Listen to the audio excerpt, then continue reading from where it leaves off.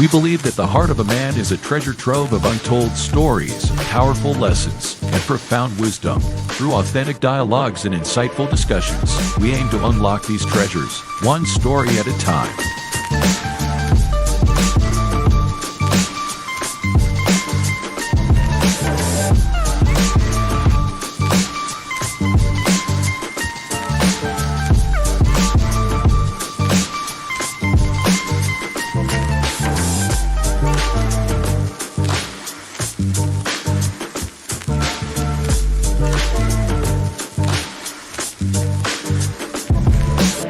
So, whether you're seeking guidance, inspiration, or simply a moment of reflection, you're in the right place. Get ready to be challenged, inspired, and transformed.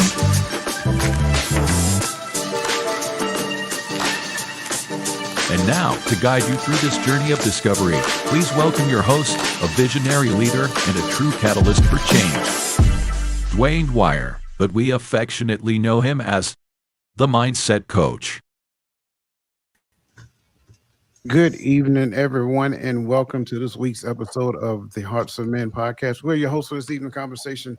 My name is Dwayne Dwyer, I go by the Mindset Coach, and I am joined by, below me, the Uncle Junior himself, Mr. Garfield Martin, the consistency coach. Beside him, you have Mr. Tawami Gaddy, the son of Timothy, and the available man, And our special guest tonight is, you guys know her, Miss Lisa Keys, the voice of reason, the host of the Hearts of Women podcast. So that being said, everyone, how are you doing on this beautiful Friday evening?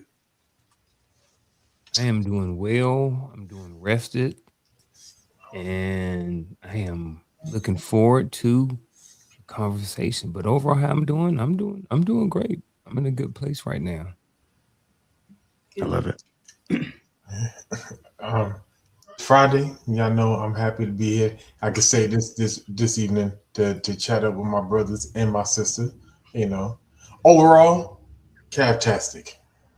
Cavtastic. I like it. What'd you say?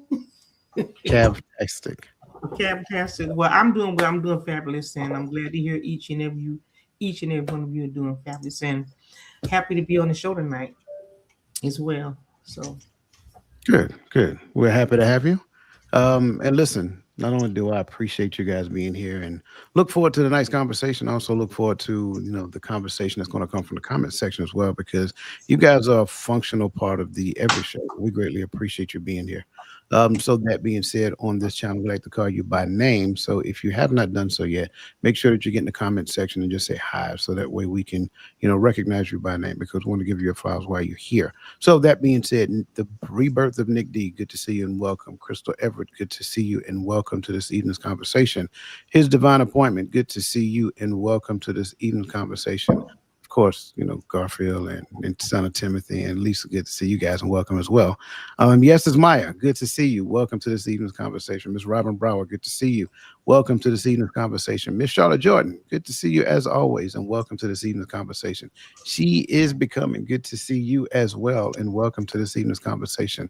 And again, like I said, if this is your first time here, get in the comments section. Let us know that you're here. If you're on YouTube, look in the lower right-hand corner of your screen. Put your cursor on the icon and just go ahead and subscribe. Don't forget to hit the notification bell. That way that you know when we go live on this channel, because we have multiple shows happening at different times. So that way that you won't miss a thing. Before we get started, I want to kind of thank everybody for Saturday. Everybody who was able to make it out on Saturday. We had a good turnout.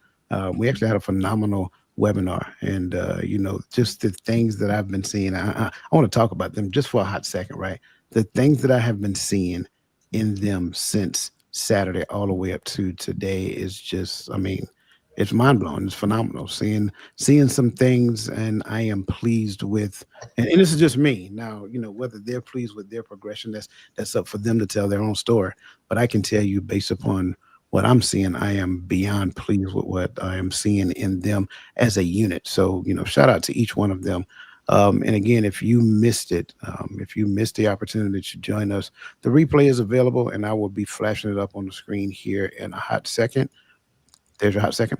And so that way that you have the opportunity to listen to the replay, and you listen to the replay, we will bring you into that group. That way that you can participate in their 21 challenge. It's an awesome venture that they're doing. Anything else I'm leaving out? Anything else I need to address? Anything you guys want to address? I think only that mentioned that in April we are doing another webinar. Yes, there is another one in April, on April the 11th, and I will actually reveal that here shortly.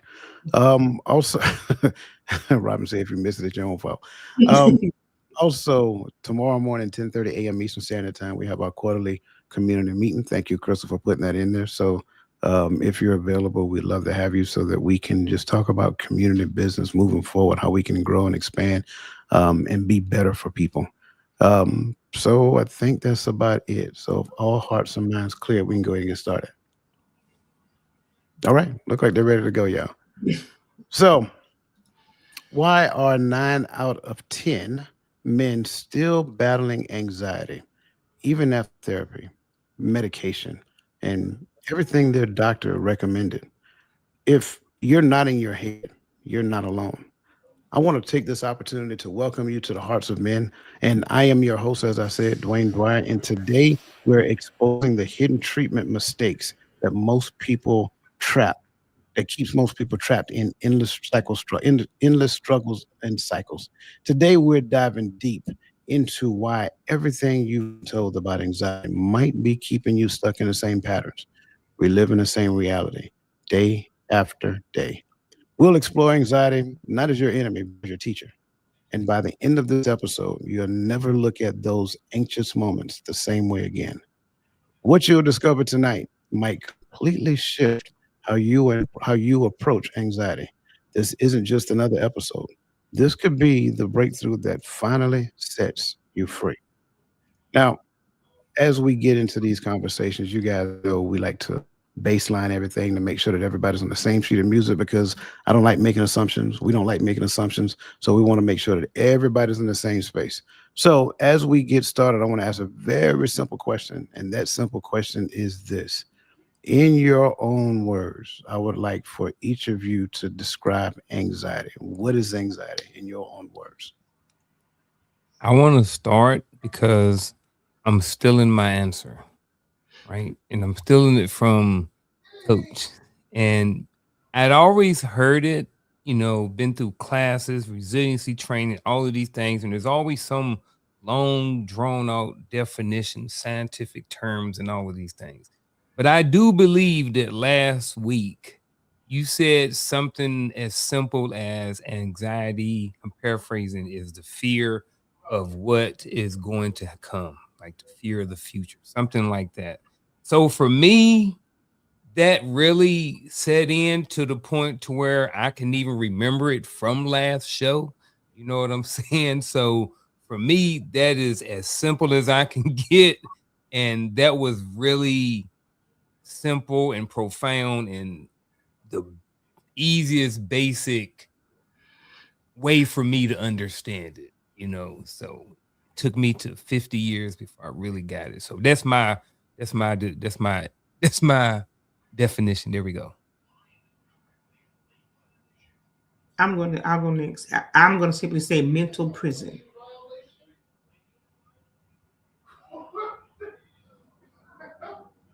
Now you're gonna have to say a I'm little a, more. Yeah, I was about to ask. I'm I'll gonna wait the for coach it and to go say, back say around more. first. Well, I'm gonna go with the scripture. It says, "Be anxious for nothing," right? So there's a reason why he's telling us to be anxious for nothing, because our focus, right? If we're distracted, we're anxious about something that has not yet occurred, then it stagnates us. It has us locked up. We're in a stronghold. So it's a form of prison.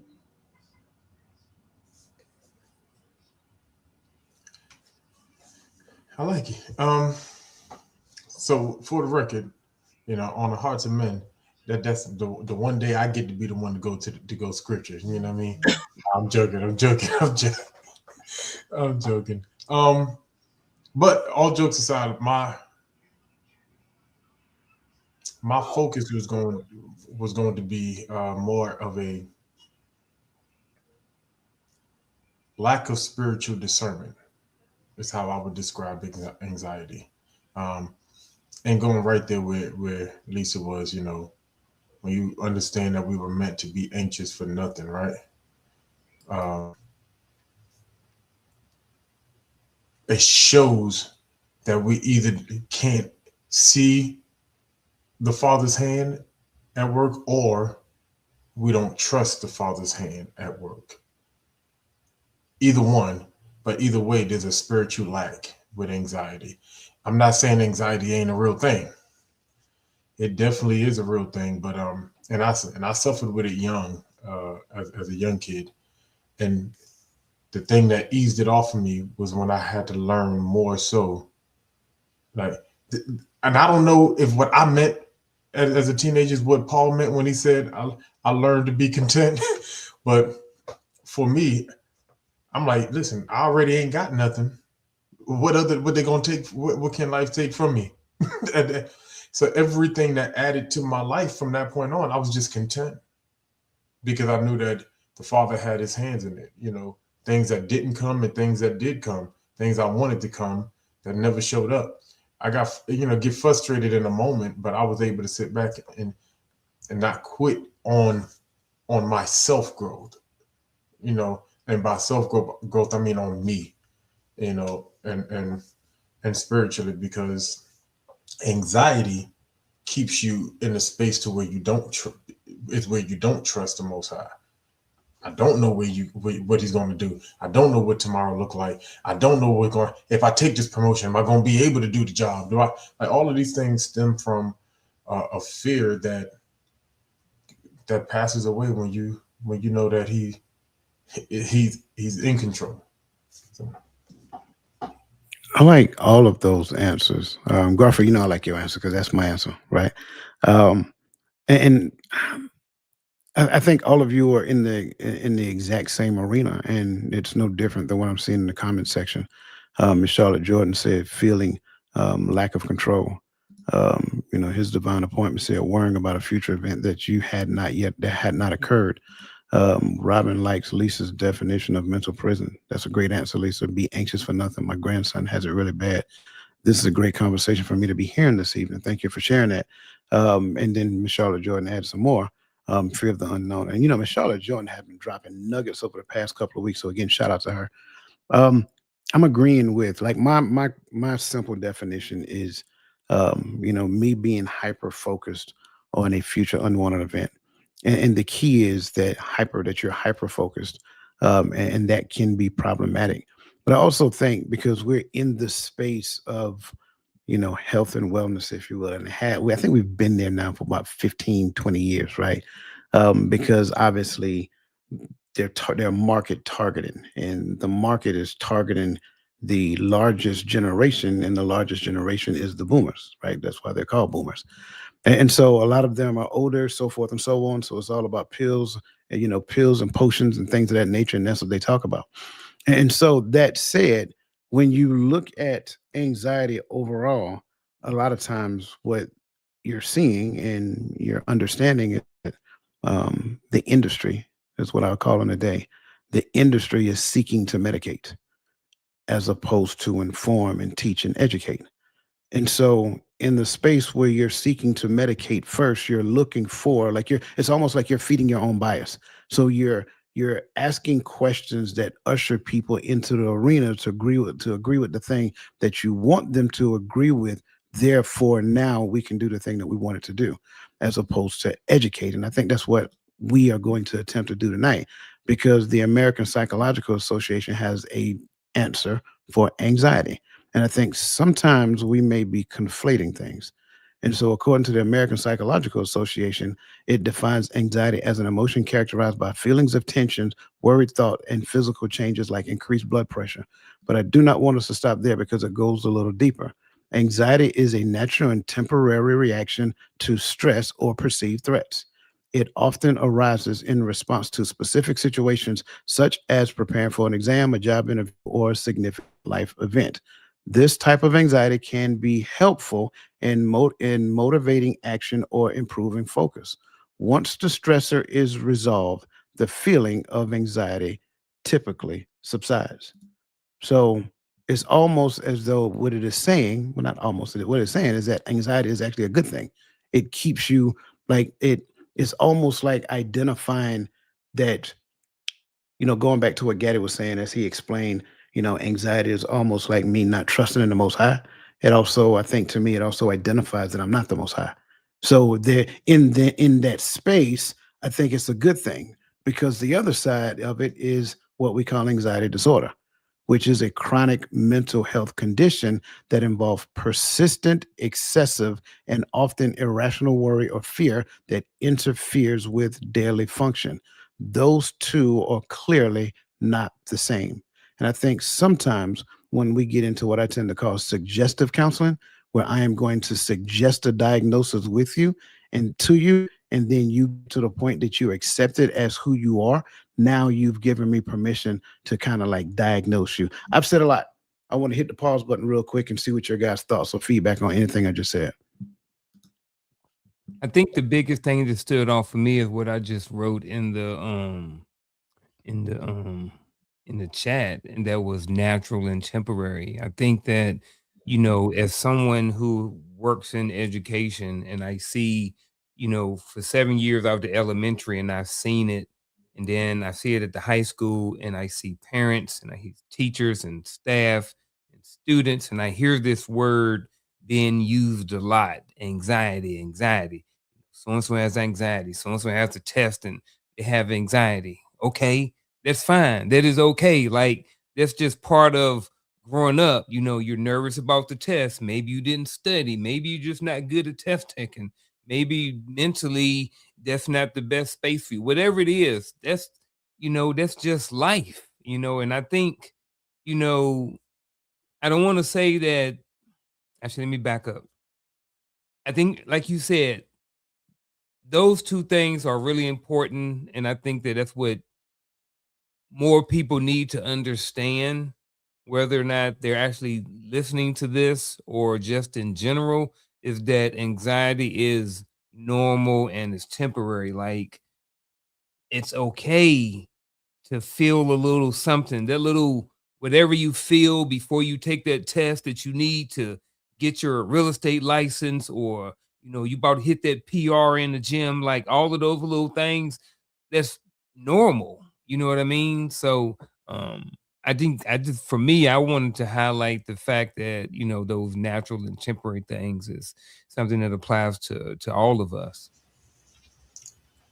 Yeah, and I was sitting here in thought as you were speaking on that one, because I never looked at, what I used to just call just my nerves being the same as anxiety, right? Because I get it, by definition, because there are some physiological effects when you're in your nerves, right? Because your heart rate goes up, so it fits in definition. Um, but I never thought of it in the sense of being anxiety. I just felt like your nerves is bad, because you're about to step into something new, or you're about to go take an important test, and you want to make sure you retain the information, and those things tend to start like that last week of studying for exams. You cramming, not because you ain't read over the information, because you don't know what you don't remember. So I gotta make sure, and you're right, that is a space to make, because there's a difference between, I think those kind of nerves allow you to continue to be a steward of things, right? Those are that's the reminder. Hey, because sometimes my alarm goes off up here before it goes off on my phone. Like, hey, there's something to do. All right. Hey, we got to get, something's about to shake. Hey, half the time I got an alarm set to log on here to be in the back office, and half the time I'm already sitting in my chair when it go off. Right.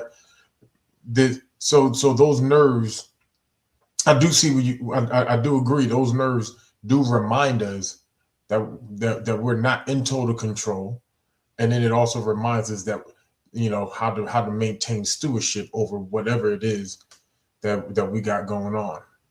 So that's my only thought there. I just never really considered it as anxiety, but I like it.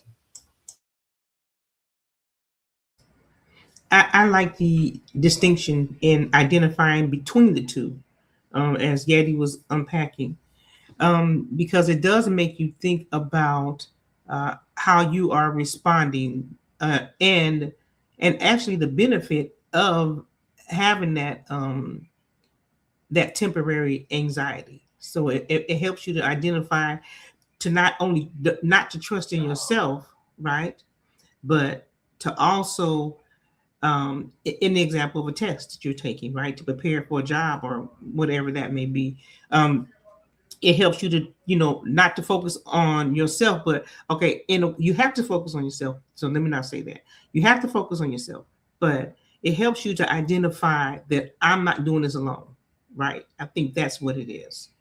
And the other aspect where it's more clinical, I think it's important to make those distinctions because like they are inflated. We do use the term so loosely, like Garfield said. A lot of people say I'm anxious because of this, or I have anxiety, and they adopt that term anxiety and not understand what it's doing to them. Those are my thoughts.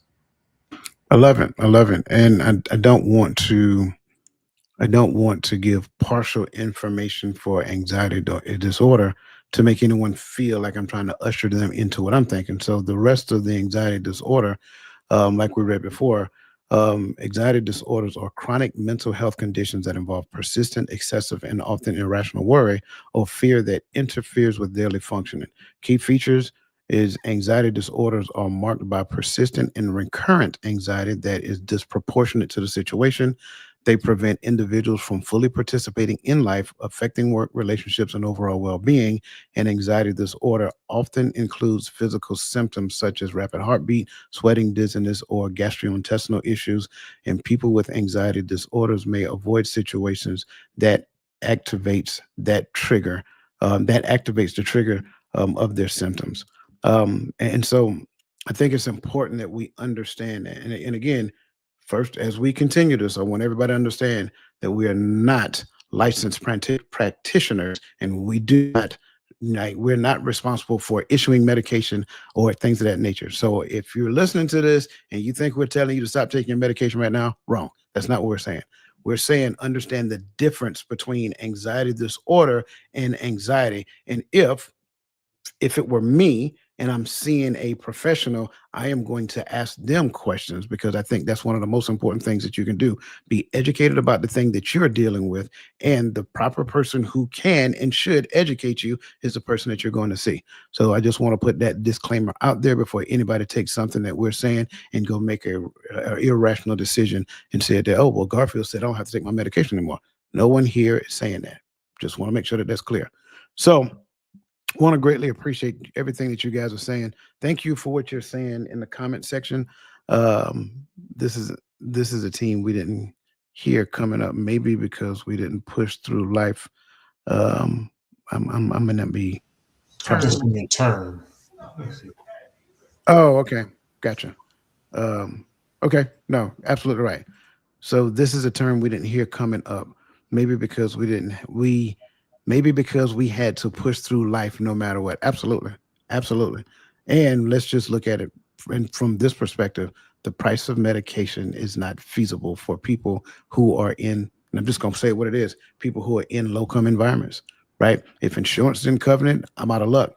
And got to realize insurance costs money. And oftentimes, we didn't necessarily have the insurance. No, you're fine. We didn't necessarily have the insurance to cover certain things. So we had to pick and choose the things that we went to the doctor for. So yes, thank you for saying that. Let's press forward because we got some things to cover here, and I think it's going to be good. First and foremost, I want to start off by saying anxiety isn't a disease. I believe it is your soul's GPS system recalibrating. Now, I know that may sound a little far fetched, but let's just kind of roll with it for a second and see what happens.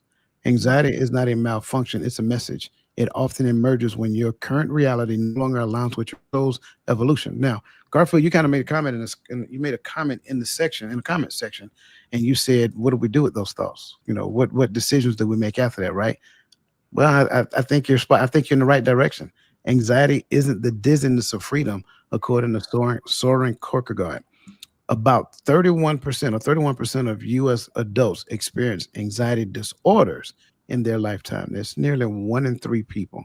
So that said, the questions that I have for you: if anxiety could speak, what would it tell us about the life we live versus the life we are called to live? I ask it again. If anxiety could speak, what would it tell us about the life we live versus the life we're called to live?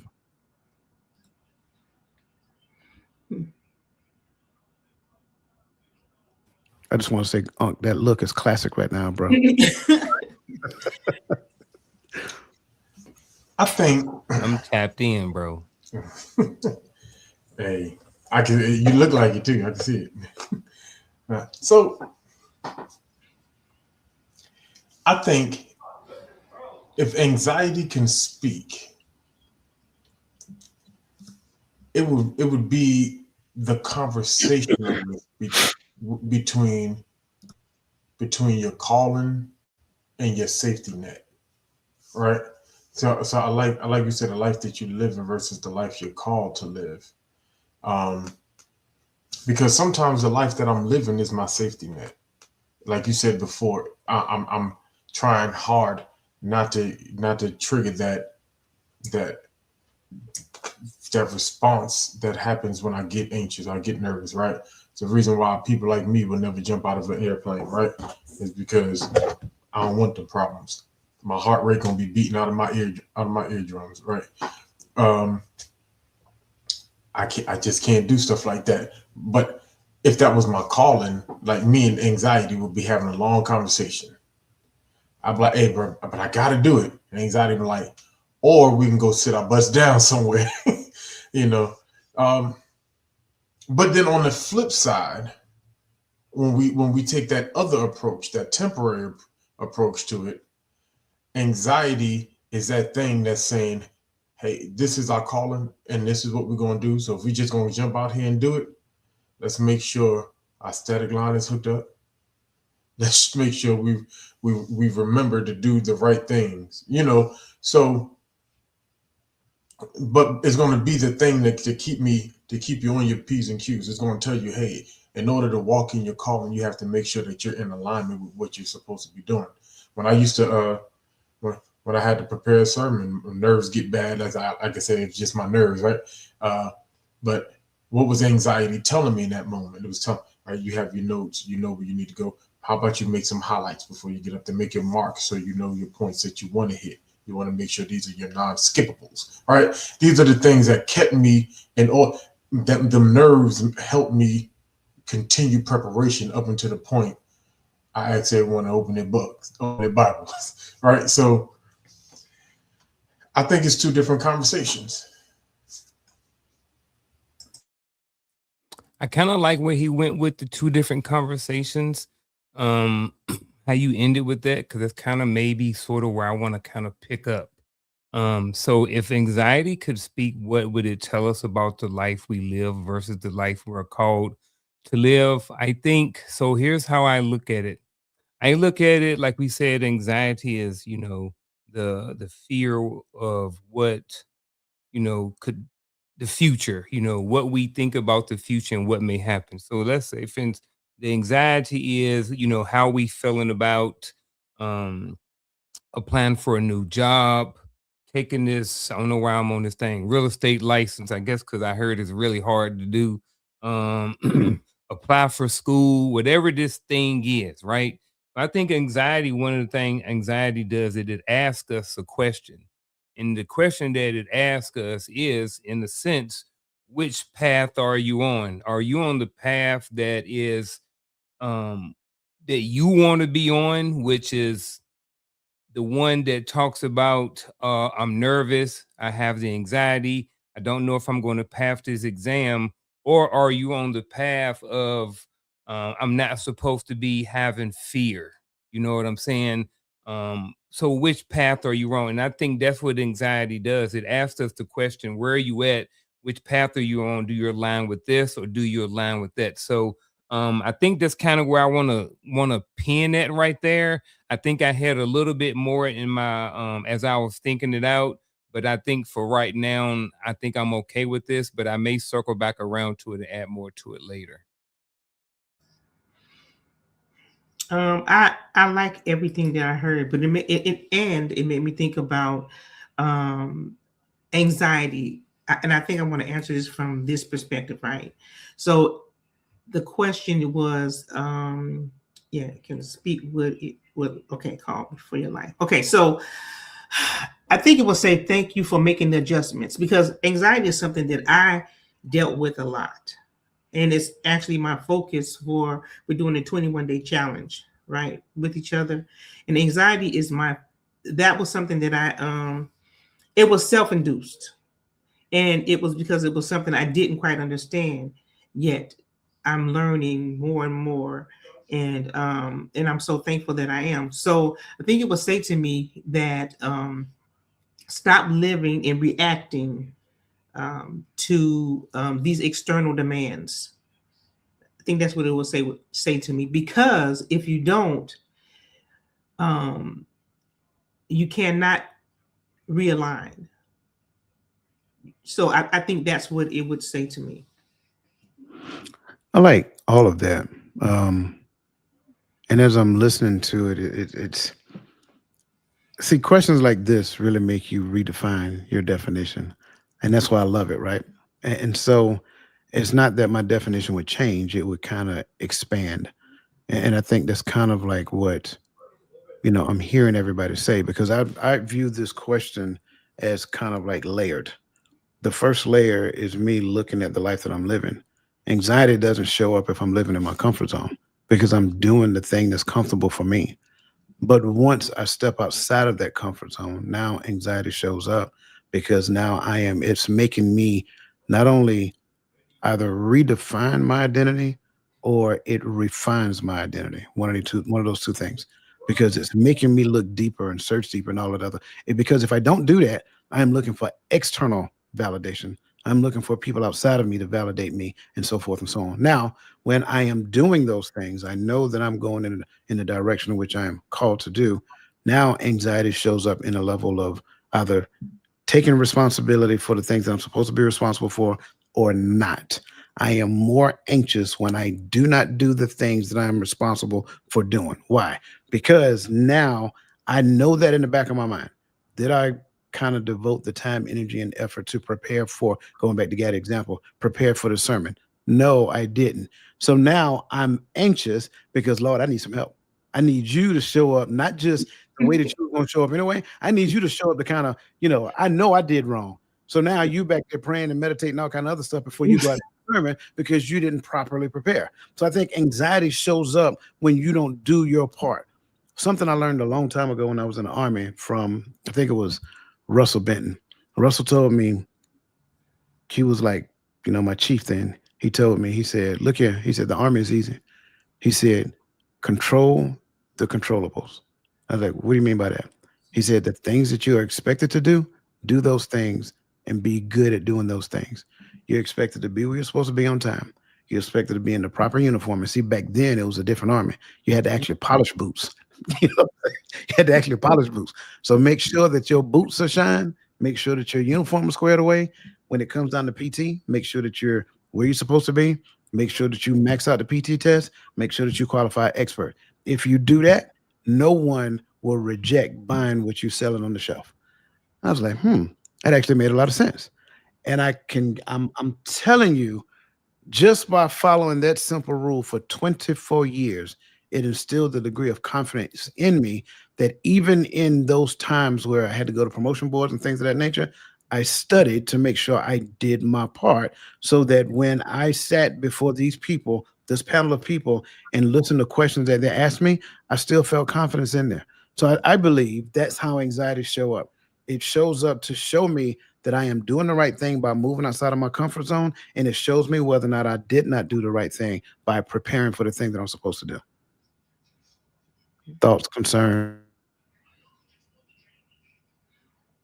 I think I like the way you brought it home, because you showed, and you started off saying that this thing is layered. So you see what anxiety like, and I'm hoping everybody's picking up on it. Like, just there's so many different ways that anxiety shows up. All right. So sometimes it shows up to show you that you're human.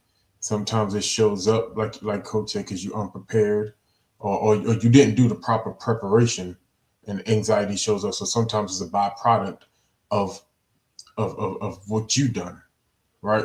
And that's why I likened it to early on to like that thing that keeps me a steward, all right? You know, but I do like that. Like it just showed none of us said the same thing, but all of us layered this thing. So I appreciate it. I'm learning. Me too. Um, I think it looked like everybody's good to go. Let's move on to the next question because it kind of goes a little deeper. So what if the intensity of anxiety is directly proportional to how far we've drifted from our authentic, predestined plan, a path? What would that mean for our next steps?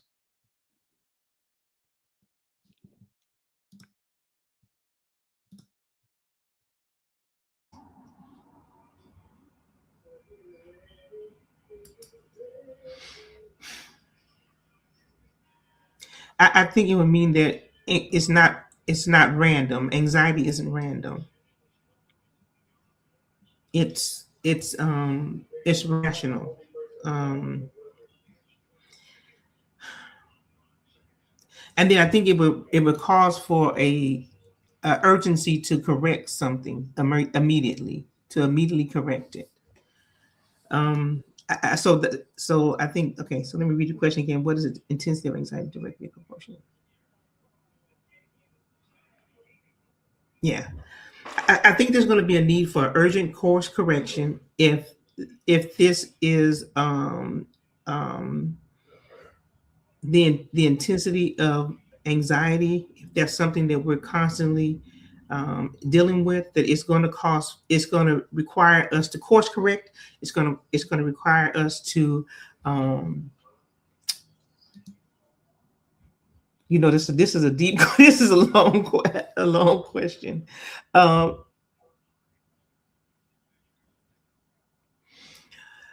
I'm gonna stop right there. I'm gonna let somebody else add to it.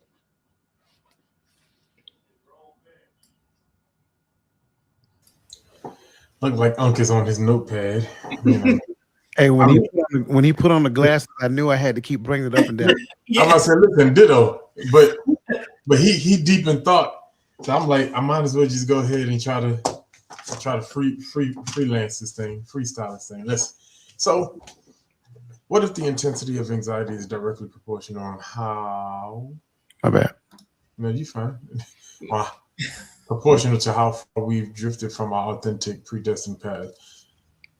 What would that mean for our next step? It means our next step needs to be extremely calculated, right? Meaning, because we're talking about authentic, I can't hear things like predestined path and not think of the architect of my life, the author and finisher of my faith. I can't speak for everybody, but I know I can speak for my brothers and sisters. But with that, I'm looking at it when I say calculated. I'm looking at it as I really need to take a pause. Yeah. I really need to take a step back. Correct. Then I need to realign my everyday life back with the Father, right? Because we can travel on two parallel roads at the same time. That's our universal road, fear God and keep His commandments, Mhm. and then that's our individual roads, which never separates us from one another, nor as long as we're all staying connected to Him. But I think when we in the conversation that we're talking about when I'm reading this question, it's like I'm going this path, and there's something in this path that either scares me, worries me, or I just didn't want to do. Because sometimes we just downright disobedient. It is just called a spade, and so I go right instead of staying straight. I go right, and now in order for me to get back on course, I need to get back into fellowship, and that's staying on this road of obedience. And in that fellowship, then I'll find my way back into my predestined life, the things that He is aligning for me to do, the responsibility He's requiring for me to take, the things He's requiring for me to say and study, read, what, all of those things, not whichever, all of those things, you know. So calculated. Yeah, I wanted to add to that, to what Gaddy was saying before Uncle Junior jump in. um, the course correct, and I think Gaddy did mention that as well, and the realignment, right? So when you're thinking about drifting away from something, so that means you have to be intentional about correcting that behavior, or getting back lined up. Realigned is another word that Gaddy used. That is something that we have to be intentional about doing, right? And so for me, because of, like Gaddy said as well, that's why I had to jump in, because you guys are going to take all my answers. The architect of who we are, and the one who predestines us is God, right? And so for me to get back in line, or to get a realignment, is for me to make sure that I'm praying, make sure that I'm being still and I'm listening, and and and be also as well, be courageous in some of the choices that I'm making, right? Because it took something to get me here out of alignment. So now I need to get back in alignment, and I need to be intentional about doing that. And so because I know who God created me to be, and that's, that's who I need to make sure that I'm lined up with. So I'll end there. Stop there. What if the intensity of anxiety is directly proportional to how far we've drifted from our authentic predestined path? What would that mean for our next step? So, for what I'm going to do is I'm going to kind of use an example of my predestined path, or someone's predestined path is to give back information, or to give back the knowledge that they've learned and accumulated over a certain amount of time. Let's say 30, 35 years or so. So now their predestined path is to give this information back, or whatever like this, or to help people, whatever, right? So I think when you're looking at the intensity part of this, is that when there's an opportunity for this person to go speak, or to go give a class, or to get up in front of somebody, and the anxiety is directly proportional, which meaning, where I guess my example is, um they are not necessarily tapped into that part of it, as far as the portion giving back the information. They're not tapped into that part of their predestined path yet. They may know about it, they may have knowledge about it, but where they're at right now is, hey, there's an opportunity, bro, for you to go speak to these kids. And they're like, well, I don't know if I'm ready for that yet. Well, hey man, you went to the John Maxwell course, you got certified, but yeah, man, no, hey man, there's an opportunity for you to do the right this. So in this example, like his or this person's predestined path is directly proportioned, because he is not tapped into that. And then at the same time, whenever a situation comes up for him or her to tap into it, there's so much anxiety there that they may not do those things. So what would that mean? What that would mean is they need to go in, dig deeper, and figure out why they have that anxiety, to moving forward on that predestined path. If that predestined path for that person is to give back knowledge, give back information, then they need to figure out why they have so much anxiety when someone may say, hey man, here's an opportunity for you to go speak. Here's an opportunity for you to give this class, blah, blah, blah. So that's kind of where my mind thinks, and kind of where I'm at right now, is that what that means for the next steps is that you need to come up with some sort of plan or direction and figure out why you have that anxiety. Then come up with some sort of plan to move forward so you can get on or closer to your predestined path. That was my stab at it. No, I love your stab at it, because your stab is exactly where I was going to start at. Because I think there's some people who believe they understand their predestined path, and I think there are people who are totally unaware of what their predestined path, and they're doing something. And I think for those people who are unaware of their predestined path, they're doing this and they're doing that and they're trying this and they're trying that and so forth and so on. And they're not necessarily achieving the degree of success that they believe that they should achieve. And so eventually they start experiencing anxiety, because it's almost like they're running around in circles chasing their tail. And so that anxiety is an anxiety of being unfulfilled.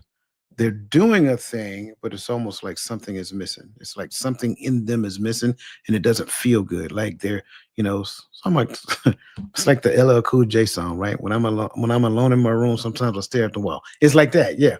So that's a feeling of unfulfillment that creates anxiety within that person.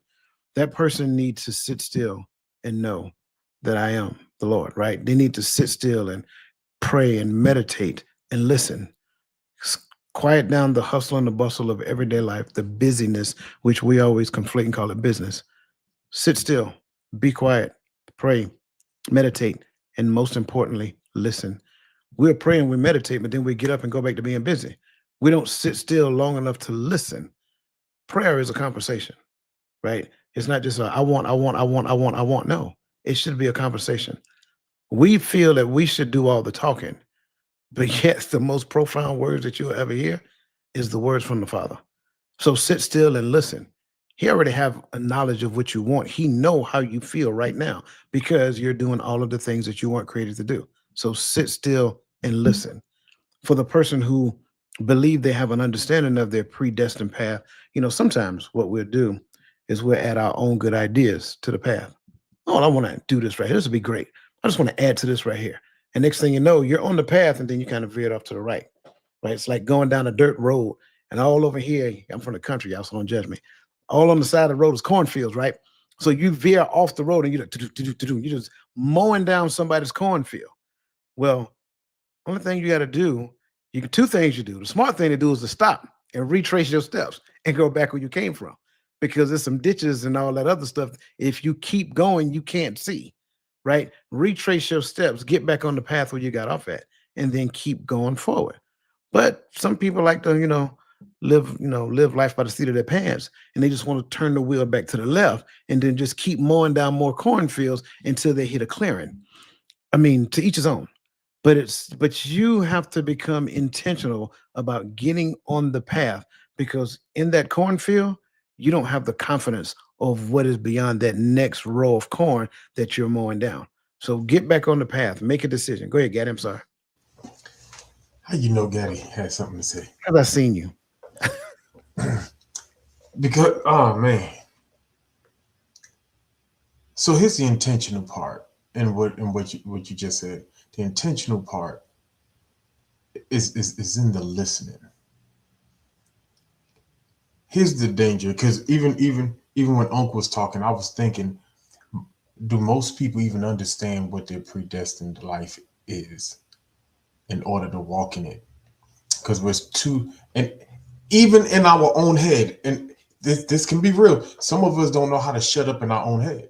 We may sit there and shut up and sit in quiet, but we're listening to ourselves conversate with ourselves in our head. And so we put ourselves right back on the path we were on before we sat down and pray in the first place. Because you thought you was, I'm telling you, we think we're listening to the Father, when in times we're listening to ourselves in our own head. When you make your petitions known unto him, you have to let it empty out of yourself to him. I don't think we understand how meditation works. There has to be an emptying process of your mind in order to hear him clearly. Because what anxiety is doing in your mind is so many conversations going on in your head, and you don't know which one you're supposed to listen to. And so we listen to the one we want to hear, that's going to put us right back where we want to be. because the problem is not necessarily sometimes what your predestined life is. Sometimes the problem is what your self-willed life is. And we tend to think we're walking in our calling because we're walking in our excitement. This is what I wanted to do, this is how much money I wanted to make. So this had to be what he wanted me to do so I could make this kind of money. He ain't concerned with that. He's gonna give you provision wherever he called you to be. And that's the part that anxiety sometimes pulls. When anxiety works against us, it pulls us away from that understanding sometimes that he has provision for me where I'm supposed to go. But I'll stay right here because the money's fine. But I think I appreciate that. I think the predestined path, Coach hit it, Roland popped up on, I mean, not Roland, darn, did that again. I did that last week. I called him the other day. He didn't answer the phone, so I didn't call him again. But Gaddy did it again, like the predestined path. I think that's really important, even to the question. Like, if you don't know if you're on your predestined path, you don't know how far off you've drifted.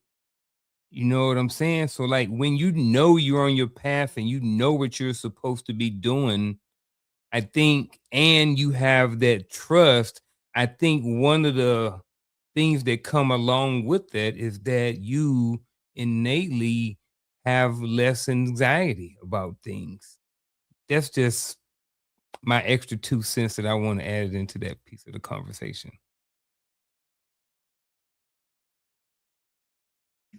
You have something to add, Lisa? I really like where Gaddy went with it, because that's, was my thoughts. When we're not listening, taking the time to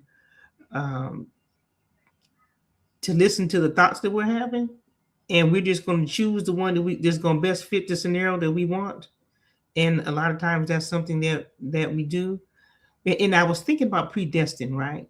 That something came to me as I heard you guys talking. I thought that's God's business, right? He already knows our beginning, our in between, and our end, right? And a lot of times we try to project what we want there, which we already have discussed is anytime we're thinking that far ahead in our future, it equates to future focus to a certain extent, can equate to fear because you don't know what's going to happen, but you're trying to figure it out.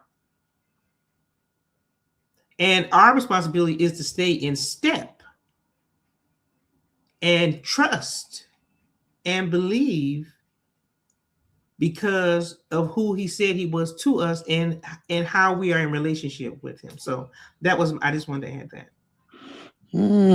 Interesting. Very interesting. Okay.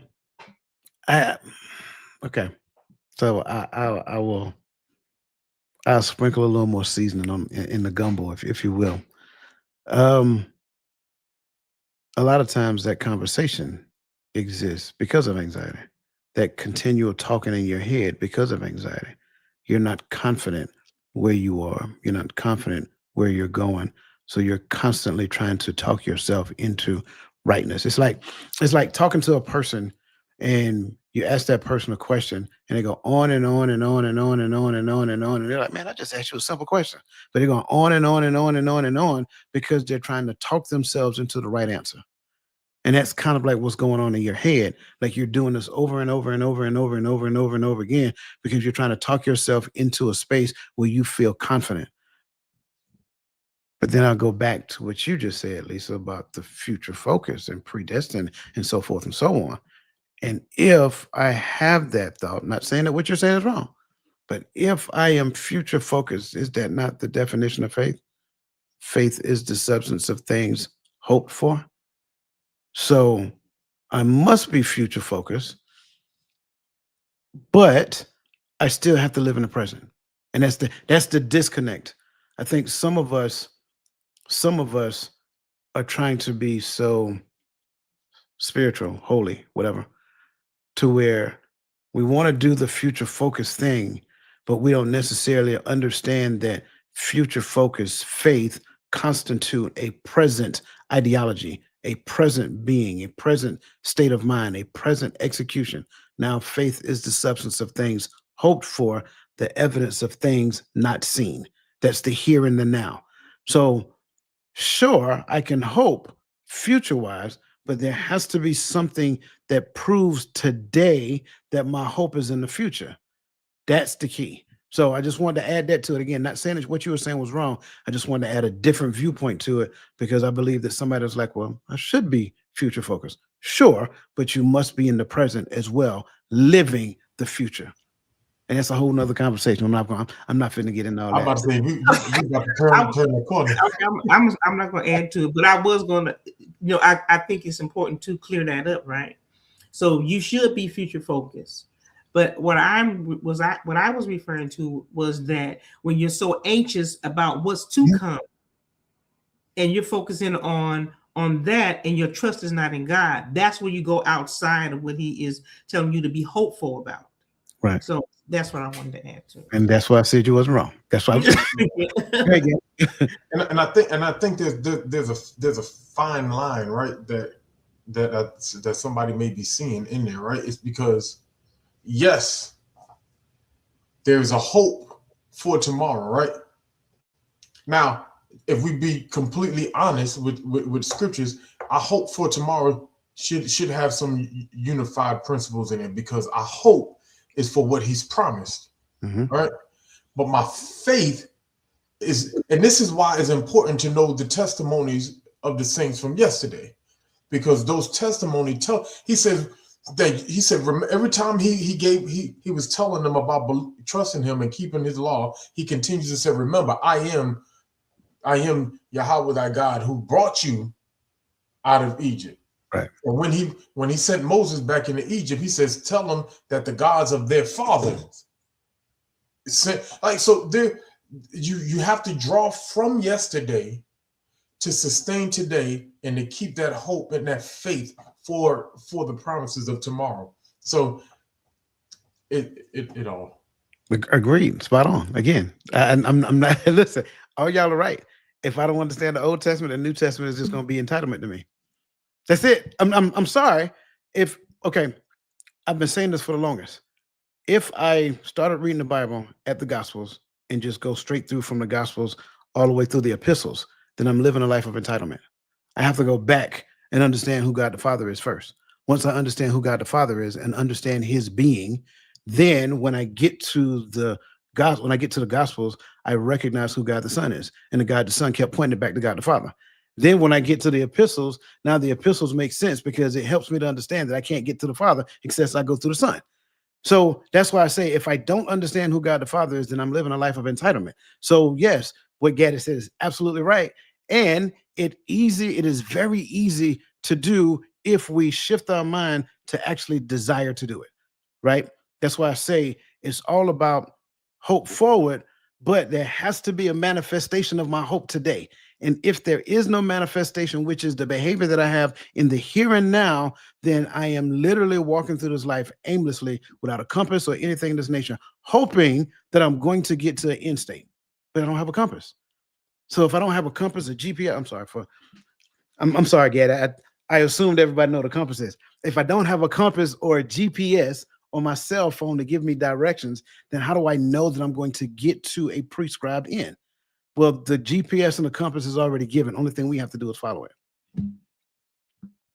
Y'all is too much. Y'all about to take us down the rabbit. We already went down the rabbit hole. I can't even see. I'm about to say we in that rabbit hole. Anxiety is fundamentally about projecting your consciousness into imaginary futures. The problem isn't your thoughts. It's where you're placing your awareness. Unease, anxiety, tension, stress, worry, all forms of fear are caused by too much future and not enough present. Eckhart Tolle. Anxiety disorders are fundamentally future-oriented emotional states with heightened vigilance. So that said, in your opinion, what percentage of your mental energy do we spend in the present moment versus worrying about scenarios that may never unfold? Now, before you answer, I want you to think about today's society, the news, social media, all that other great stuff. that we keep getting when you answer this question. So now, what percentage of our mental energy do we spend in the present moment versus worrying about future scenarios that may never unfold? I'm gonna go before you and Gary. I'm gonna say 80 to 90. And I'm gonna say that because we are living in a society where it's microwave. Everything is they want it done so fast, right? And so there's these anxious thoughts all the time. How am I going to do this? How am I going to, for me, I had to take a time to step back because it got a little overwhelming seeing all of the push to do this and do that and do this and do that. It was so much, right? So you're constantly focusing on this is what I have to do. And that's why I think it's so important for us to make sure that we take the time, because that can cause some anxiety, right? And so when you devote so much of your time to being future future scenarios. Now, I'm not going to say focus, scenarios, right? You're imagining what's going to happen, how is this going to play out, and then those things cause fear because you don't know, and you're trying to figure it out yourself, which is not your responsibility to do. Your responsibility is to stay in faith, right? So the scripture, take no thought for tomorrow, for tomorrow will take care of the things of itself, right? It's you borrowing trouble you don't even have to borrow, because he already paid the debt. So why are we trying to borrow this trouble for the future, right? Because that's what we're doing, right? So because all that belongs to God. It's God. The future everything belongs to him. Time, he exists, permeates throughout time. So I think that is a part of what happens when we are investing so much emotions into everything that we're doing in today's society in social media. So I'll stop there.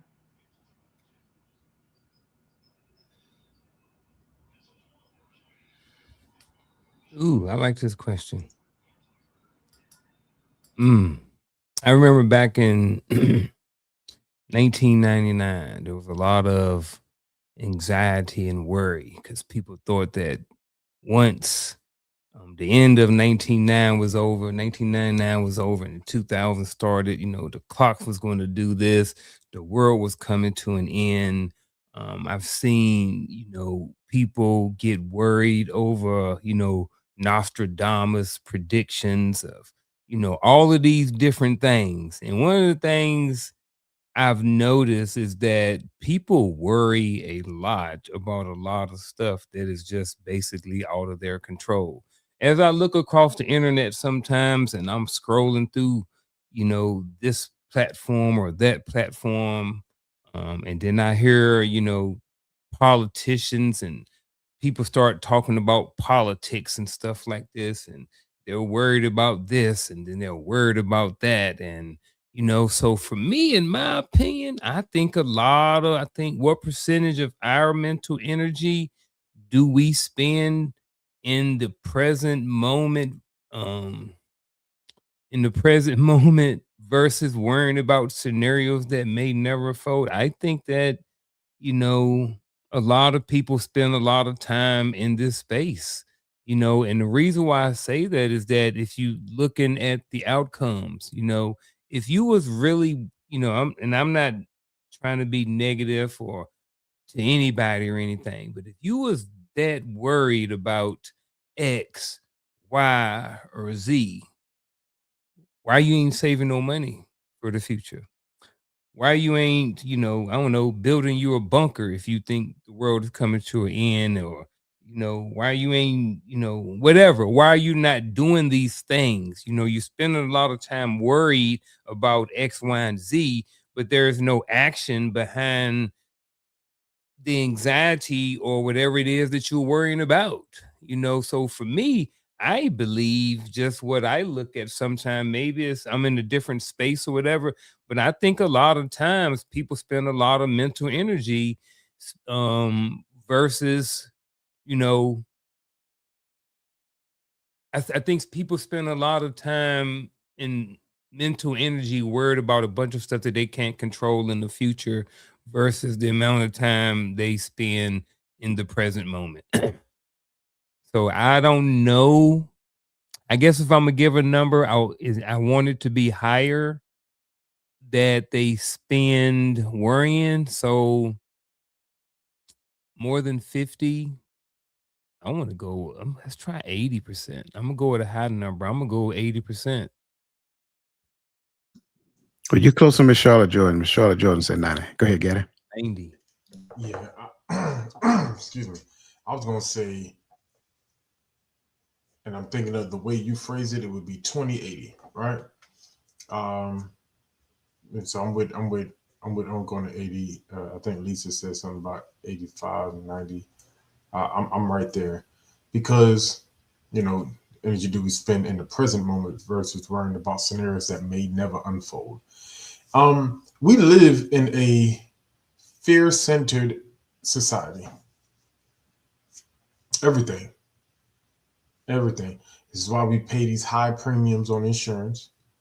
It's why we on all kind of insurance, right? Because we focus on what could happen. It's the fear. That was the concept of how they brought about the Social Security when it came around. Oh, because there ain't gonna be nothing for you to retire off of, and all these 401ks crashing and all this other stuff. So you're gonna pay into your own retirement. Now they're telling us ain't gonna be enough money for us to retire, right? But if I've been paying into it, why there ain't no money? This should be money for me. That's why I got a Social Security number with my number on it. That's just my rant on off to the left. My bad. But it's just everything in our society is fear based. News is fear based, right? If you go back and you watch the movie Birth of a Nation, right, the original, the resurgence of the hypervigilance against when it came to racism during that time was built off of the fear that a free black man was going to do something to these women, right? It's fear. That's how they thrive. That's how they drive behavior. That's how they drive markets. It's all off of fear. Everything we do, all these investments and everything is about tomorrow.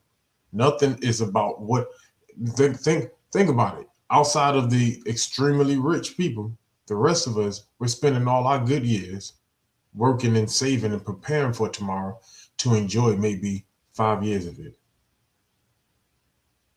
Because the goal ain't for you to live too much longer after you retire. That's not their goal. They don't want you to live another 60 off of their dime. They want you to retire and go on, what they say, and go on to glory. That's what they want you to do. And that's it. That's the reality. And so it's all fear-based, and they got you preparing for something that's never gonna come, that may never come, right? And we still living it. Oh, we're gonna go into this. Oh, this is gonna happen. Look what this politician is doing. They're gonna do this. They're gonna destroy this. And we live in these fear cycles, and we never get out of them. Every time one leave, another one come. And I don't want to keep veering off because it's something else that's going to probably lead us into future questions. I'm a hush. No, you're good. You're good. I think, just to get after the question, for me, I'm at the 10-90 ratio. I think we spend about 10% in present day and 90% in future worry, simply because a lot of what you just said. But the issue is, I believe that anxiety dissolves in the light of present moment awareness. And I think sometimes we think we're in the present, but we're not necessarily aware in that present moment. It's like, let me check this box. I've done this thing, now it's on to the next. Well, at some point I have to be present in this moment.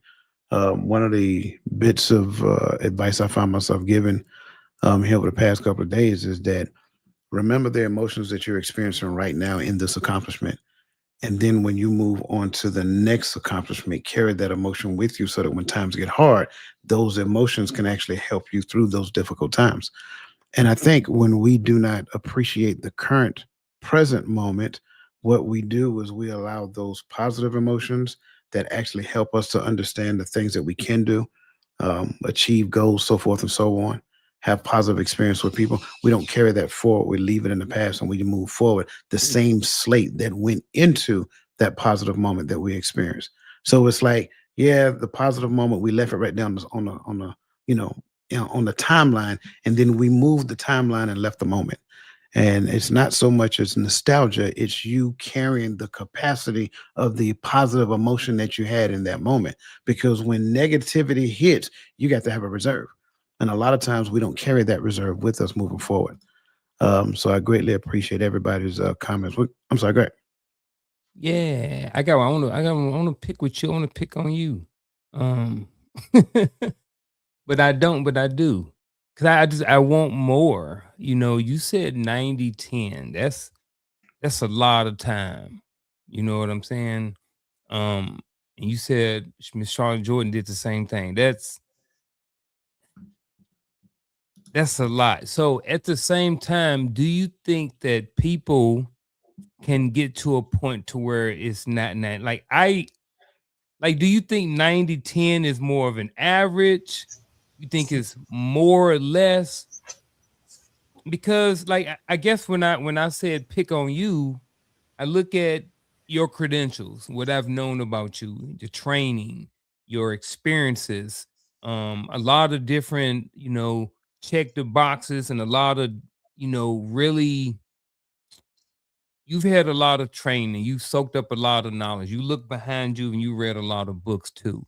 So I Mhm. would think, the mindset coach. I wouldn't think that the mindset coach would be in the 90-10. And that's why don't necessarily want you to answer, but I don't necessarily want you to answer your specific number or ratio, but I would like to know, do you think that 90-10 is something that people can grow to where it can be a little bit more balanced so it's not so, you know what I mean? Or do you think that for a lot of people they're just kind of stuck there? It depends on what they desire. I think it's Mm. available. I think it's possible. Now you're tapping into one of the reasons I kind of coined myself as the mindset coach, because Mhm. I used to be 90-10. When you Mhm. look at what the average person does, it is either in preparation something to come or something they're trying to prepare for. Think about it. Like, we heard a lot of comments just now, investing for the future, doing this and doing, like, all of that is like the mindset of what the average person does. You're looking at the stock market, you're paying attention to what the news is saying. Oh, you got this new pandemic that's about to happen. So, oh, we need to get stuff and prepare for that. Oh, the snowstorm is coming. Oh, we got to prepare for that. So when you look at those numbers actually make sense. I'm not saying that it is based upon any statistical study that I that I ran into, but I'm Mhm. saying that as I think about it, mostly everything a person does is based upon the future. The average person that goes to work, why they go to work on Monday? Because payday on Friday. I'm not trying to be funny. I'm just calling a spade a spade. There are very few people in the workplace that actually love what they do. Most people go to work to get a paycheck. That's it. So if you ain't got that paycheck yet, you're doing it for the expectation of something in the future. Let me let some other people chime in. I'm sorry. I just wanted to add to that. When you wake up in the morning, the first thing you think about, I need to get my coffee. When you're preparing to drive the car, everything is focused on what you're getting ready to do. So I understand. I think I understood your question when you were like, "Can we make it more balanced? Can we be more in the present in those moments?" I believe that we can, like Coach was saying, but it takes a lot of intentionality. Like before you decide you're going to go to work, you're going to sit there for a moment, maybe have a brief conversation, with your mate. Be intentional about the moment that you're in, and not always so rushed and focus on what you have to do coming up. I think those are the moments you can get back and be present in the moments that you're in. So I just wanted to add that. Yeah, if I can, I'm gonna say no, because I no longer believe we're on borrowed time, right? I believe we're on God's time now, and this is just me. It would take me all night tonight, tomorrow night, up until probably March to explain all of what I understand of prophecy, of where I believe we are. And so with that said, it takes this fear and this anxiety that it's purposely orchestrated. All right. So let's say that. And in order for the majority to follow into the system that is to come, they have to be fear centric. Right. But prophecy says that this will come to pass, that it will happen, that just, we're going to see the beast system rise up. Right. And if that is true, and I don't want to be that conspiracy theorist to send nobody down no rabbit holes, but if you read and you believe and you can see the times, right, the signs of the times that we're in, right, that's going to come for fear, and it's going to even be for people who claim to be the saints and the followers. They will be, that's going to be the testing. The testing is your faith in that you can only eat when Big Brother government tell you can eat. Or are you going to go and move and believe that there's going to be some manna that's going to fall from heaven? Because wasn't that not the test for those who came before us, right? So that's the story of yesteryear that we have to remember, right? Because, and I'm not saying it's going to be manna going to fall from heaven. I'm not saying it ain't. I don't know what's going to happen. But what I know is that there's going to be a trying of those who say that they believe by saying, hey, what if your resources are shut off? If you don't do what they tell you to do, if you don't move into the new system, you can't buy or sell. But I say, king, ding, ding, ding, ding. What he say gonna happen when the beast introduces his system? Unless you take on that mark and that name, you can't buy or sell. So I go on the mark on the target, and I know I went left field with it, right? But I go on the target of saying, no, I don't think we can even it out. I think that we can get those who truly desire to live in faith over fear. I just saw Robin put that in there. Who desires to live in faith over fear? I think we can give tools to help call those people into a new mindset, into more of a faith-based mindset. But that's not. So, and that's so for that very same reason is why I say yes, because it all goes back to what a person believes in. Everybody does not have the same belief system, and for me, I'm not trying to convince anybody to believe one thing or the other. Whatever you choose to believe, find comfort in that.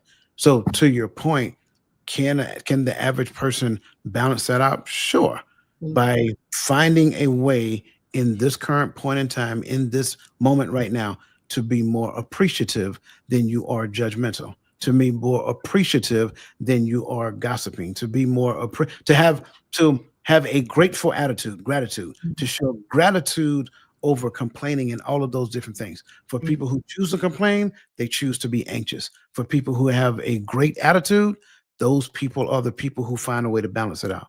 So that's why I say that even those people who want to be in that system, they find comfort in that system because in their mind, they have protection, they have provision, they have all those things in their mind. And if that's what they believe, that's what I want for you.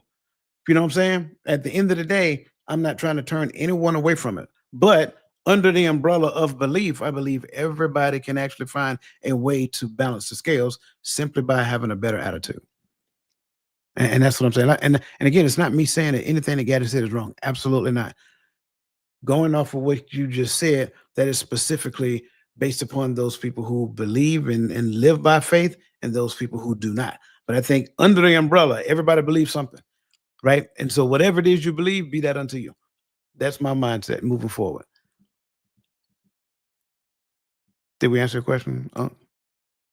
Okay, just want to make sure, man. Yes, and I got a follow on, but that's for after the show. All right, very well, very well. Mainly for Gaddy. Let's move on to anxiety reveals your resistance to your own power, right? That said, anxiety often intensifies when you're on the verge of a breakthrough. It's the friction between who you are and who you're becoming. One is a great, I'm sorry, one is a great deal less anxious if one feels perfectly free to be anxious. Alan Watts. That said, 23.4% of women versus 14.3% of men experience anxious disorders. That said, when dreams or goal, what dreams or goals do you believe the average person avoids because the thought of pursuing them creates anxiety?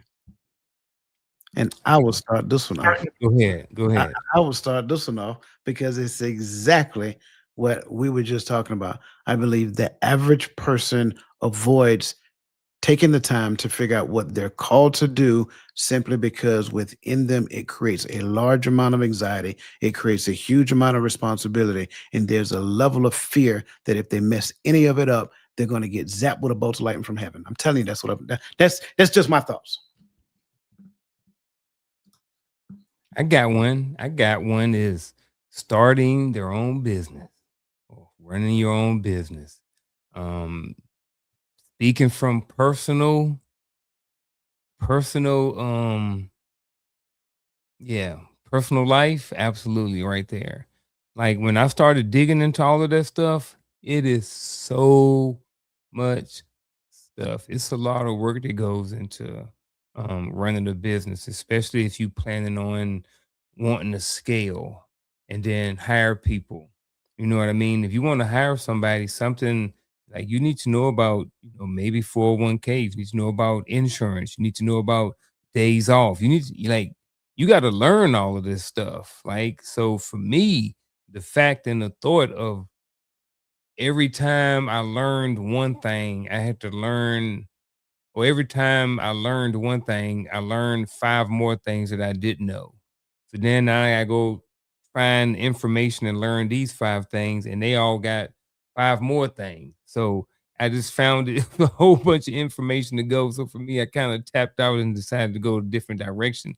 But I think that right there, just starting a business is one of those things that, because of the anxiety that goes into it, a lot of people just end up avoiding it. That was my answer. I was well, because I have my own business, so I know the ins and outs and the um, it's it's a lot. So I think that when you get started, you have these anxieties about risk, the risk that you have to take, and you have to be vulnerable as well because in this you're stepping out in faith. You have to trust God in it. I have a different question for you since Garfield stole your question. Okay. If anxiety is our psyche's way of saying you're playing too small, what would it mean to honor that message instead of medicating it away? Mm. If it said we're playing it said we're playing it too small. Yeah, if anxiety in you is telling you that you're playing too small, what would it mean to honor that message instead of medicating it away? Um,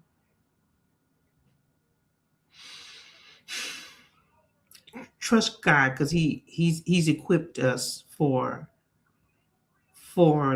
this journey, right? I think that's my first thing that I would think of. Um, Playing it small. What would is it put it up again? I'm sorry because that's a Hold on. There you go. small to honor that message instead of medicating it away.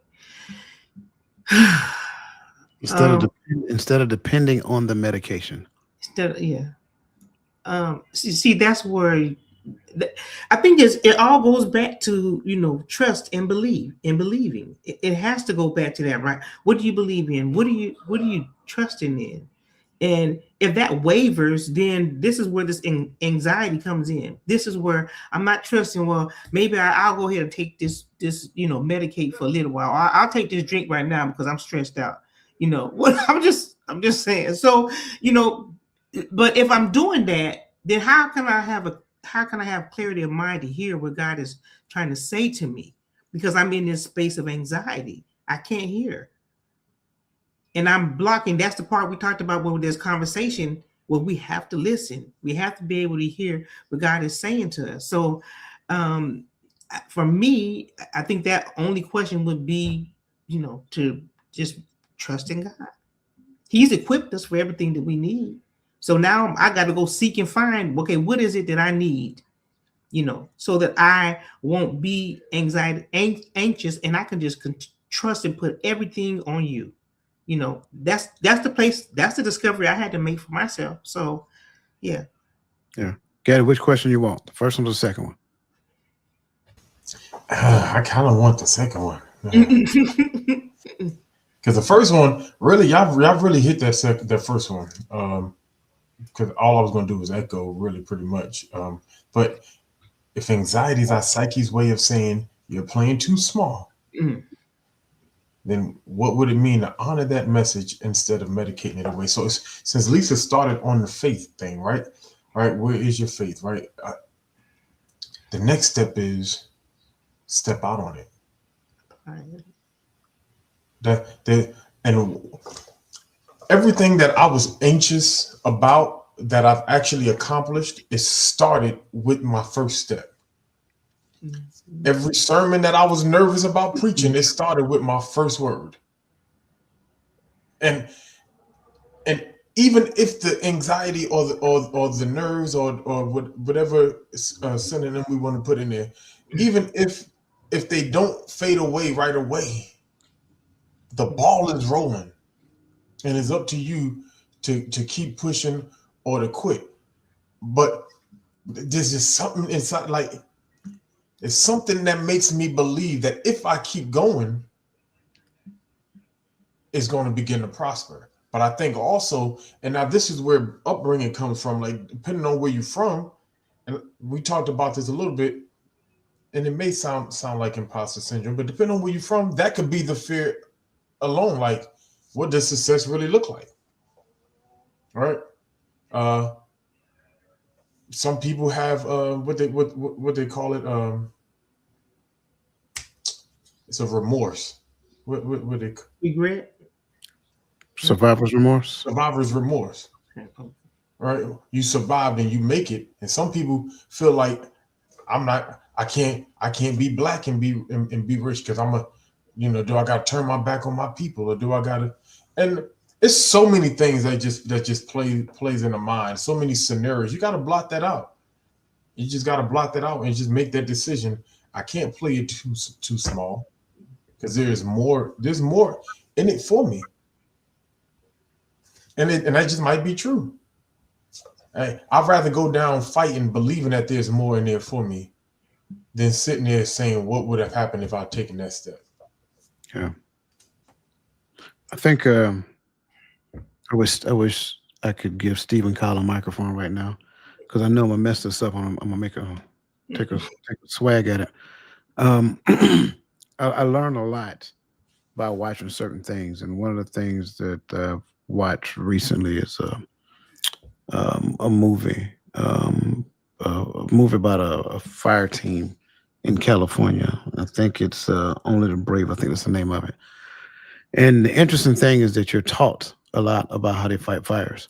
And what they do is obviously they cut lines. They try to remove the rubbish, the trees, and brush out the way so that the fire don't jump. But then they also create fires in there to kind of draw the fire along a different path away from the populated areas. Hopefully they get it earlier. I know Stephen Kyle is a firefighter. He could articulate it a whole lot better than I could. But I think a lot of times this is I think the thing that we don't talk about enough when it comes to anxiety is just like fighting fire with fire. The more we accept anxiety's presence, the less power it has over us.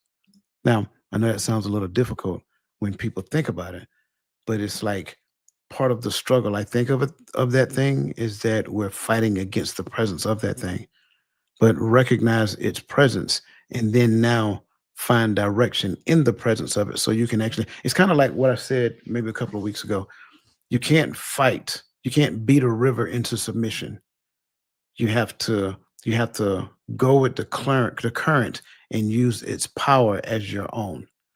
And I think a lot of times when we recognize what anxiety is actually trying to show us and actually trying to teach us about us in this present day world, in this present day life, then it's revealing some things to us about us as it pertains to the reality that we're currently experiencing. The more we fight it, the more it creates frustration, turmoil, and sometimes anger. So that's just kind of like my point to it. We are very close to the end, but there's one more thing. If you guys would be patient with us, one more question, one more point I want to bring out, because I do not want to talk about something as important as anxiety, and don't, because we're starting to get there, and I have to skip some things because I think it's important, but I do not want to not talk about this one. Anxiety as a doorway, the spiritual transformation you've been avoiding. See, your anxiety might be the most important spiritual teacher you'll ever find. Every moment of anxious energy is consciousness asking you to expand. According to Curtis Chang, anxiety is a doorway to spiritual transformation. That said, almost 32% of adolescents experience anxiety disorders. So, if we viewed future anxious moments as sacred invitations to grow rather than problem solve, what's our next best course of action? And please, for those of you in the comment section, I really want you to answer this. What's your next best course of action if we viewed future anxious moments as as a sacred invitation to grow rather than problem solve? Floor is yours. I'm going to, if you don't mind, I'll start. Pause, pray,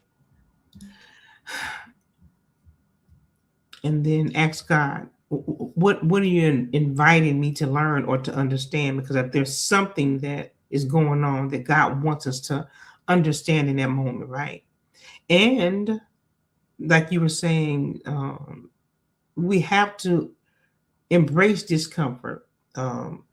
It's stretching us spiritually, right? It's stretching us out, and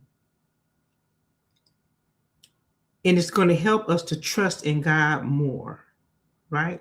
So our next step is going to be either, we're going to surrender and allow and trust in God for what He is trying to help us to understand in that moment.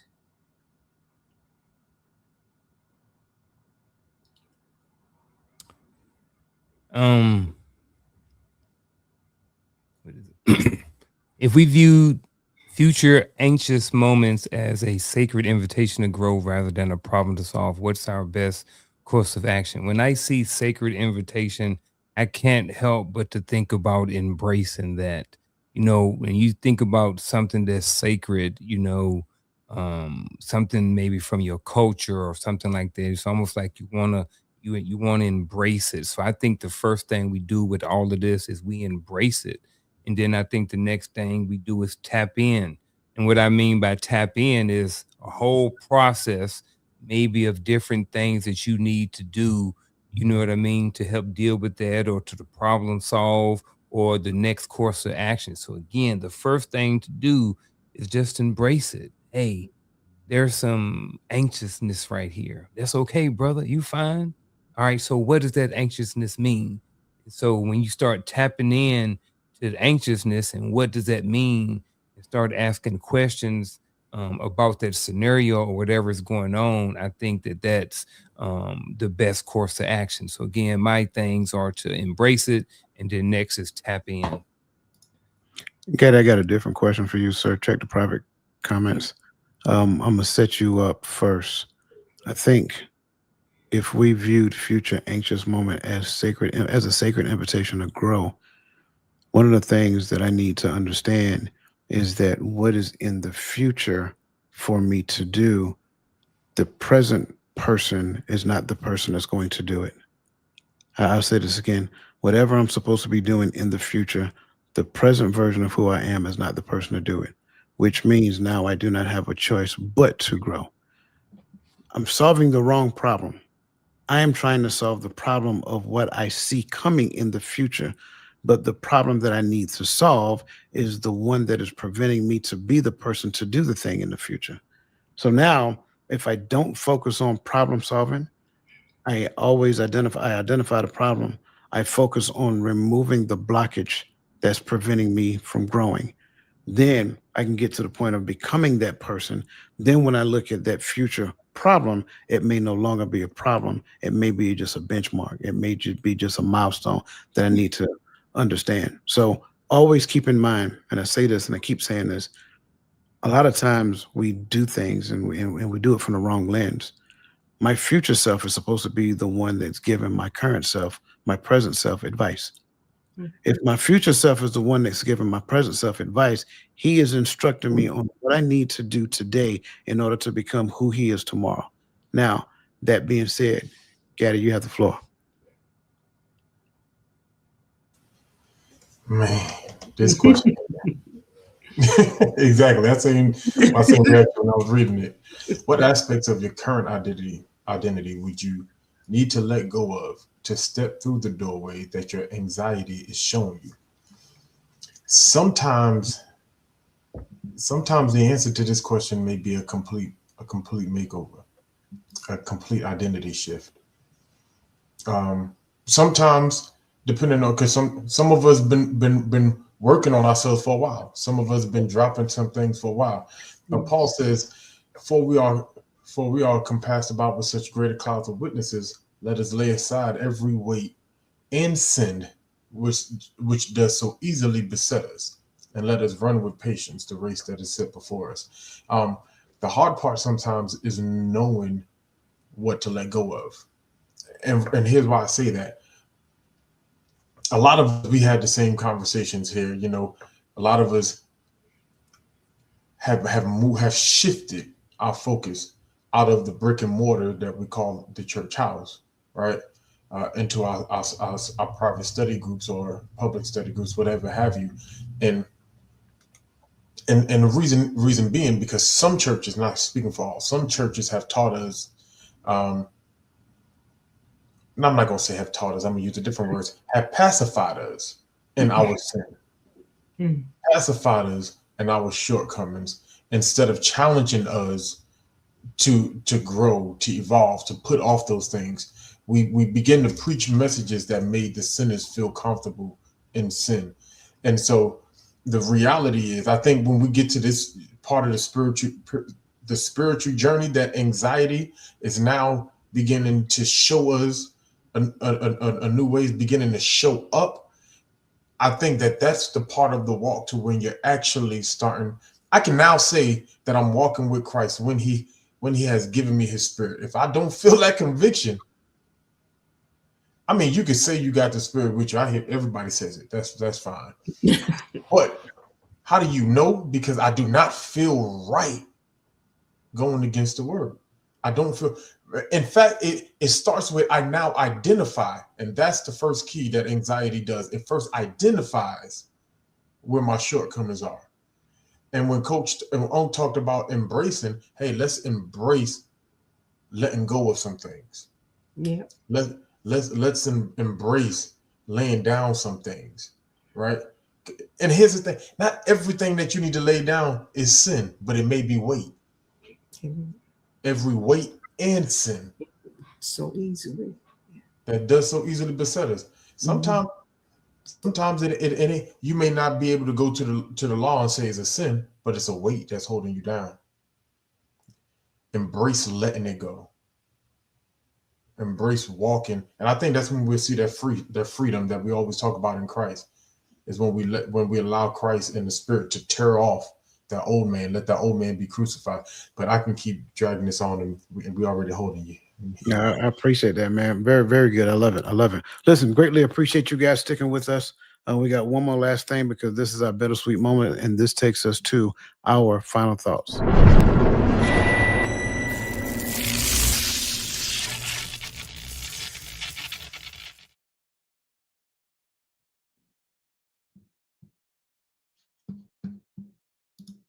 You're muted.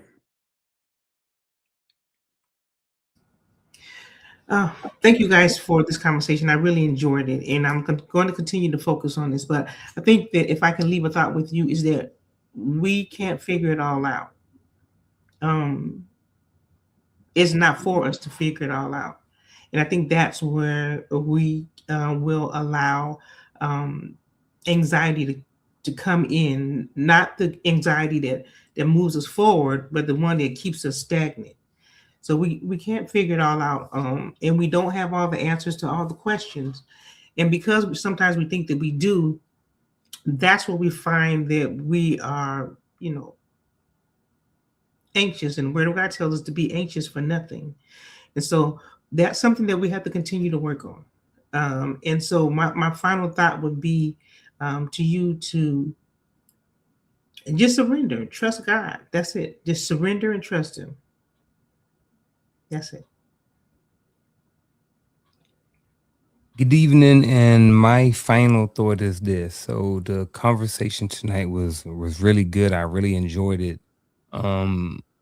You're treating anxiety wrong. Here's why.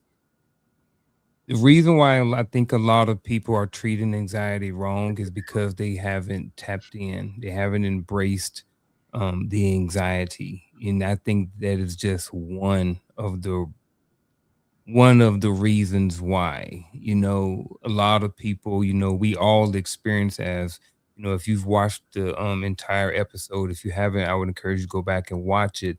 But one of the things that we talked about early on in the show is that it was normal and that it was temporary. So if you're taking normal and temporary to the extreme, or you haven't embraced the fact that anxiety is normal and it's temporary, then I think what you're doing ultimately is that you could be missing out on some sort of opportunity.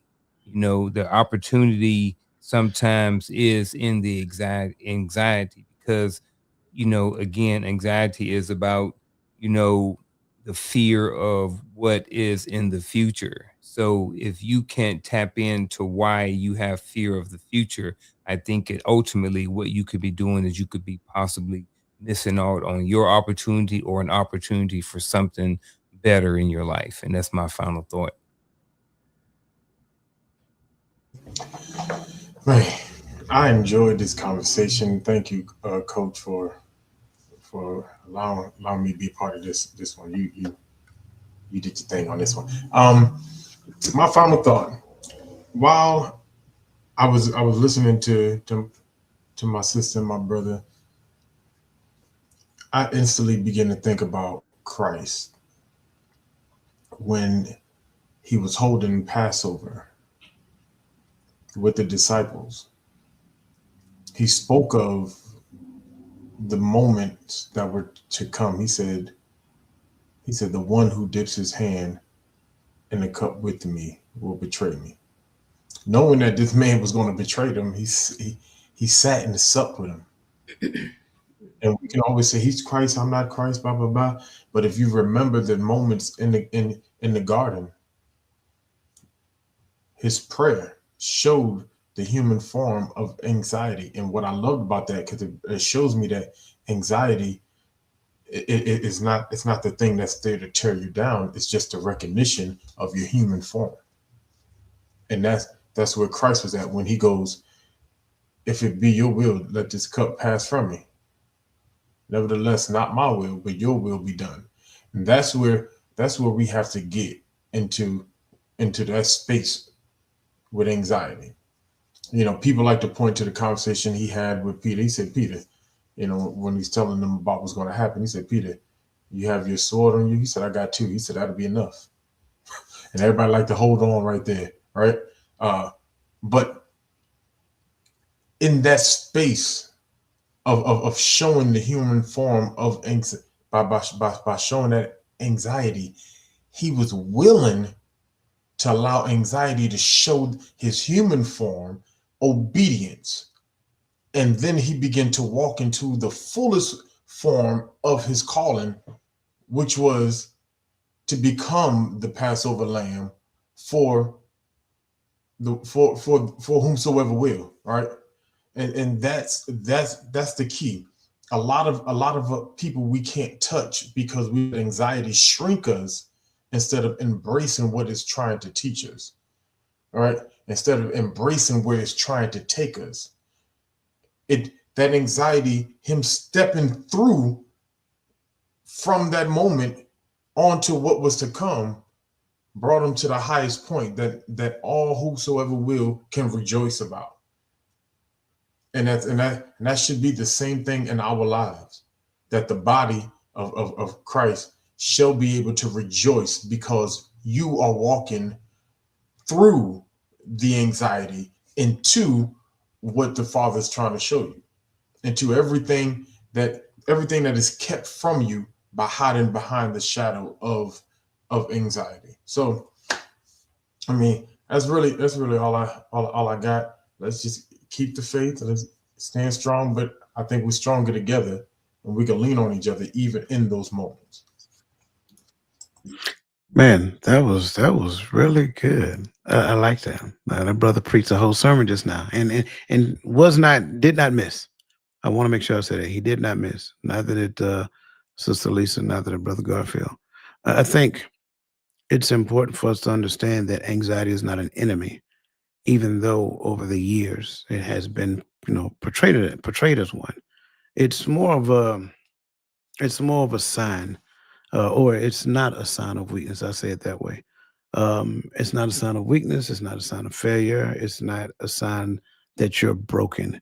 It's literally, I believe, your consciousness calling you to yourself. I think every racing heartbeat, every sleepless night, um, every moment of worry, I believe, is actually your deepest wisdom, your inner person, your inner man trying to get your attention. And I believe over the years, you have, the men and the women who learn to work with their anxiety, rather than it. I believe they became some of the most powerful and some of the most authentic and free versions of themselves. And I believe those are the people that we've seen a lot of times throughout history. They've learned to deal with what anxiety presented to them. They've learned to deal with, and on the other end of the spectrum, they've learned to work through their depression. They didn't allow their depression to grab a hold of them and keep them in bondage. Just like we shouldn't allow anxiety to grab a hold of us and keep us in bondage. I believe that every person that experienced anxiety, or those people who have been diagnosed with the anxiety disorder, I believe the future is still bright for you. You don't allow it to dictate your future. Allow the spirit of the Most High to dictate your future, and you stay on course. That I think it requires a level of courage.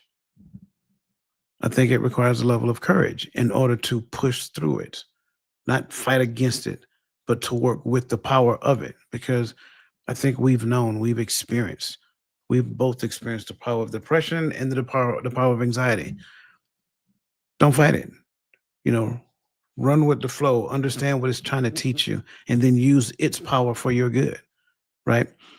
I think that's how these things work. I think we get into the scriptures, we study, we meditate, we pray, we get ourselves around like-minded individuals who really care about us, and then to them in the moments that we don't feel our best, when we don't feel empowered, when we need somebody to uplift us. I think that's available. And when we do that, I think we bring this thing called community into full circle, because that's really one of the most powerful aspects of the community, to uplift each other, to edify each other, things of that nature. So I kind of want to land there because I think that's really how it works. You're not put here, you heard it already tonight, you're not put here to do it alone. You're put here to work with your brothers and your sisters. There are moments I don't feel my best. I pick up the phone and call somebody. That's necessary. That's humbling as well. And I think it was necessary in those days I didn't feel my best, for me to recognize I don't feel my best and need to pick up the phone and call somebody. Why? Because it keeps me humble. So I just want to kind of put that out there. I greatly appreciate everybody. Love everything that you guys were saying on the panel and in the comment section. Greatly appreciate you guys.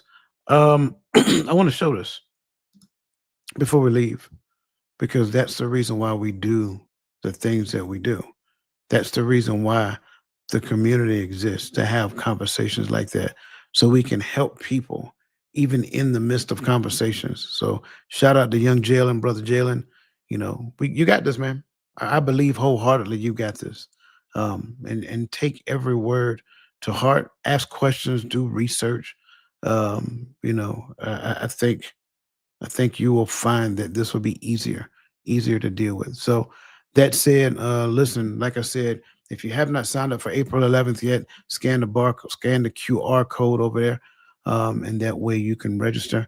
Tomorrow morning, 10:30 a.m. Eastern Standard Time is our community meeting. So listen, all of you who can show up, we greatly appreciate you. Listen, we've taken up enough of your time tonight.